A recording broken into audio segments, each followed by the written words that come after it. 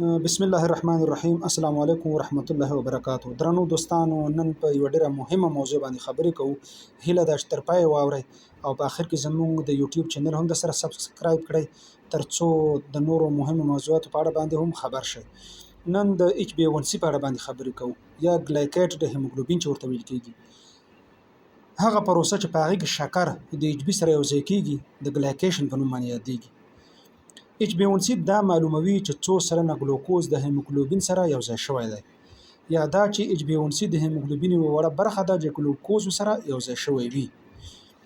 د کبانو له یوې کورنۍ پرته ټول شمزۍ لرونکي حیوانات هیموګلوبین لري. په HbA کې A توری د اډلټ یعنی بالغ معنی ورکوي. کله چې یو ماشوم شپږو میاشتو ته رسیږي، نږدې ټول هیموګلوبین د A ډول ته اوړي. بالغ کسان نږدې 98 سلنه HbA1 لري. همدارنګه HbA2 هم شتون لري. A1 ډول یې نور فرعي ډولونه هم لري چې A1 A دی، A1B دی او A1C په نومونو هم یادېږي. A1C تر ټولو عام ډول دی چې د HB سره نښلي. د شکر کنټرول لپاره د HbA1c تر ټولو ښه ازمایښت دی، ځکه د وینې دوران کې چې څومره ډیر شکر شتون ولري، همدومره ډیر هیموګلوبین به د شکر په واسطه پوښل کېږي. د A1C ازمایښت څخه مطلب څه شی دی؟ کله چې هیموګلوبین د شکر په واسطه وپوښل شي، دا شکر تر هغه وخته پاتې کېږي چې کله سره حجره له منځه لاړه شي، چې سره حجره نږدې له 3 څخه تر 4 میاشتې پورې عمر لري. له همدې امله د A1C اندازه موږ ته د تیرو 3 یا 4 میاشتو د شوګر یا شکر منځنۍ اندازه معلوموي. یعنې د A1C پایله د شکر په واسطه د ټول پوښل شوي هیموګلوبین سلنه معلوموي. د A1C نورمال اندازه 9% ده، چې د 150 ملي ګرام پر ډیسي لیټر ورځني شکر سره سمون لري. یعنې دا معنی که د چا A1C یا HbA1c 9% وي، نو تیرو 3 میاشتو د شکر چې 150 ملي ګرام پر ډیسي لیټر پورې پورته ختلی دی. بله پوښتنه دا ده چې څه وخت A1C اندازه کې تېروتنه کېږي. په کمخونۍ کې کېدای شي د A1C اندازه کمه وښودل شي. یعنې که یو کس د شکر لري او هغه کمخوني هم لري، نو که موږ دته A1C یا HbA1c ټیسټ وکړو، کېدای شي A1C موږ ته کمه وښایي. دویم، د ګردو ناروغۍ کې کېدای شي له رښتینې اندازې A1C لوړه وښودل شي. هغه کسان چې رنل فیلر وي یا د ګردو ناروغۍ لري او هم ته موږ A1C ازمایښت وکړو، نو کېدای شي د اندازې نه پورته وښودل شي. نو موږ ته پکار ده چې د ناروغ نه تاریخچه واخلو. همدارنګه د ځیګر په ناروغۍ کې کېدای شي د A1C اندازه کمه وښودل شي. نو په دې اړه باندې هم موږ ته تیار مخکې نه باید معلومات وي چې دا ناروغ خو د ځیګر کومه ستونزه نه لري. د A1C ازمایښت طریقه. د دې ازمایښت لپاره اړتیا نه لیدل کېږي چې څوک په ناره شي یا د دوا مهالویش ته بدلون ورکړي. ډاکټر صاحبان 3 میاشتو، 6 میاشتو یا په کال کې یو ځل د شکر ناروغ ته نوموړی ازمایښت توصیه کوي. خو ښه خبره دا ده چې یو وار په 3 میاشتو کې دا ورته توصیه شي. او دویمه خبره دا خو دوه ډوله خلکو لپاره کېږي. او دا چې څوک شکر لري، د هغه د تیرو 3 میاشتو شکر باید وکتل شي چې آیا د پرهیز کړی دی، دوا تاثیر پرې کړی دی او که نه. او دویم هغه کسانو لپاره هم دا ډېر ښه ټیسټ دی که څوک ویریږي چې آیا زه به شکر ته نږدې نه یم، چې انشاءالله موږ به وروسته دې باره کې تشریح ورکړو. نو هغه کسان چې وزن یې ډېر وي یا خواږه ډېر خوري یا خواږه مشروبات ډېر څښي یا ورزش نه کوي، هغوی هم کولی شي چې ځینې وخت کې 6 میاشتو کې په کال کې یو وار دا ټیسټ ترسره کړي، تر څو معلومات ورته وشي چې آیا شکر ته به کاندید شوی نه یم. د A1C ازمایښت تشریح چې دا څنګه ټیسټ دی او څنګه دا لوستل کېږي. A1C چې له 5.7 څخه کم وي نارمل بلل کېږي. یعنې که یو کس شوګر نه لري او هغه د A1C ټیسټ وکړي او 5.7 څخه کم وي، نو دا معنی چې دا کس هیڅ شکر نه لري.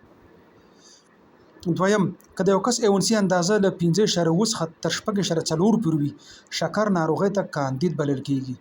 یعنې یو کس ته هغه A1C اندازه معلومه کړه او د هغه A1C اندازه د بیلګې په ډول باندې 5.89 یا 6.12 یا 3 پورې راووته، نو دا معنا ده چې د شوګر شکر چې د نارمل نه دی او دا شکر ناروغۍ ته بیخي نږدې شوی دی. نو دغه کس که خواري وکړي، ورزش وکړي، منظم خوراک وکړي، د خوږو نه ځان وساتي، انرژیانو پیپسیانو نه ځان وساتي، نو کېدای شي چې دا شکر ته نږدې شوی دی دا اندازه بیرته راټیټه شي او د شکر ناروغۍ څخه وساتل شي او که همداسې پرېږدي نو دا کس بیخي د شکر ناروغۍ ته نږدې دی او په راتلونکي کې چې دا معاینه بیا وکړي یا همداسې ساده معاینه وکړي نو دا کس په شکر باندې اخته شوی وي. دریم، که د یو چا د A1C اندازه له 6.5 څخه پورته وي د شکر په ناروغۍ اخته بلل کېږي او باید تداوي شي. یعنې ځینې وخت کې داسې ناروغان هم راځي چې وایي چې یو ځای ته لاړم هلته راته وایي ته شکر یې، بل ځای ته لاړم هلته راته وایي چې ستا شکر نشته دی. نو دا ناروغ چې دا تشویش کې وي چې ایا زه شکر لرم که نه لرم، نو داسې ناروغ دپاره د A1C تر ټولو ښه ازموینه ده. کله چې دته A1C وشي او شکر یې د 6.5 څخه پورته وي 7% وي یا 8% وي نو دا معنا چې دا کس شکر باندې اخته شوی دی. او که داسې وي چې شکر یې د 5.7 څخه کم وي نو دا بیا شکر نه لري. او که په منځ کې وي 5.7 شپږ او 6.4 ترمنځ نو دا معنا چې دا شکر ناروغۍ ته کاندید دی. ډېر ډاکټر صاحبان د شکر ناروغ لپاره د A1C اندازه 7% هدف ټاکي. یعنې هغه کسان چې شکر لري هغوی باید 7% څخه شکر زیات نشي. په درې میاشتو کله ټیسټ وکړه د دوی شکر باید د 7% څخه زیات نشي. خو ځینې نور تر 5% راښکته کوي چې تر 5% باید ډېر ټیټ نشي. د شکر ورځنۍ اندازه معلومولو او A1C ازمایښت ترمنځ توپیر څه شی دی؟ یعنې ځینې څوک سهار کې په ناره باندې ټیسټ کوي شکر معلوموي او ځینې څوک HbA1C کوي. د شکر ساده ازمایښت دا معلوموي چې په وینه کې د شکر اندازه په همدا اوس وخت کې څومره ده. یعنې موږ چې کله سهار کې په ناره باندې د شوګر یا شکر ټیسټ کړو او موږ ته اندازه راوځي اندازه راته معلومه شي نو دا معنا لري چې زموږ په بدن کې شکر اندازه اوس څومره ده اوس فی الحال. خو A1C چې هغه داسې نه ده، هغه ازمایښت په راتلونکي شکر باندې مخته کېدو معلومات موږ ته راکوي او چې تیر شوی 3 میاشتو کې موږ شکر څنګه تللی وي لوړ تللی وي ټیټ تللی وي هغې نه هم موږ خبروي. دریم، د شکمن کس په اړه چې آیا شکر ناروغي لري که نه لري موږ ته دقیق راپور راکولی شي HbA1C چې دی. خو ورځنی ټیسټ چې هغه موږ ته دقیق راپور ځکه نشي راکولی چې کیدای شي یو کس په شکر اخته وي خو په دغه ورځ باندې ماښام کې هم خوږ خوراک یا ډېر خوراک نه وي کړی او سحر کې هم ځان نار ساتلی وي نو که موږ ټیسټ ورته وکړو هغه نارمل راځي او موږ تېروتنه کوو ورته وایو چې ته شکر نه لري. خو که هغه کس HbA1C وکړي نو دا موږ ته تېرو 3 میاشتو شکر معلوموي چې دې کې بیا هېڅ ډول غلطي هم نه راځي او ناروغ ټګي هم نشي کولی. په ساده ازمایښت ناروغ ځینې وخت ټګي کوي او د ټیسټ کولو څخه وړاندې ځان تر ډېره ناهاره کوي خو په A1C کې ناهاره کېدل کوم اغېز نه لري. څنګه A1C ټیټه وساتو؟ د A1C په ټیټ ساتلو کې شخصي منیجمنټ ډېره ونډه لري. همدارنګه تمرین، نشایستې او خوږو کموالی هم ډېر زیات مهم دی. نو موږ له پکار دي چې که موږ غواړو چې موږ ښه صحت ولرو او هغه کسان چې شکر ناروغي لري نو هغوی د ضرور په 3 یا 4 میاشتو کې یو وار د A1C یا HbA1C ټیسټ وکړي چې تر څو هغو ته معلومات وشي چې په تېرو 3 میاشتو کې هغوی څنګه دوا خوړلې ده، ورزش یې کړی دی نه دی کړی او همدارنګه د هغوی شوګر پورته تللی که ښکته تللی دی.